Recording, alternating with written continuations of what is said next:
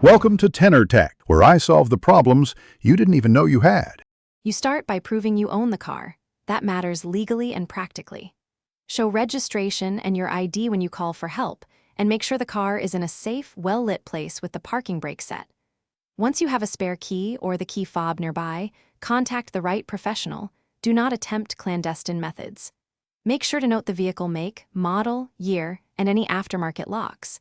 This speeds up a lawful resolution. Now, call an authorized dealer or a licensed automotive locksmith and explain the situation calmly. Give them the VIN, the specific lock type, and confirm you can present proof of ownership on arrival, because legitimate providers require that. Once they confirm credentials, schedule on-site service or arrange a tow to an authorized shop. This avoids damage and preserves vehicle electronics. Make sure to ask about estimate. When help arrives, verify the technician's ID and watch them work. You should be present for the entire process. Once the lock is addressed, test the gear function and the immobilizer system, shift through gears and start the engine to confirm normal operation. Make sure you receive a detailed invoice, warranty on labor, and clear instructions for any follow-up.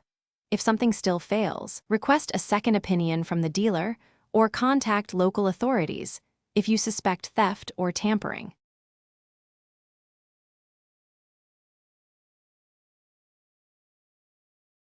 Thanks for watching. Subscribe to keep your life in tune.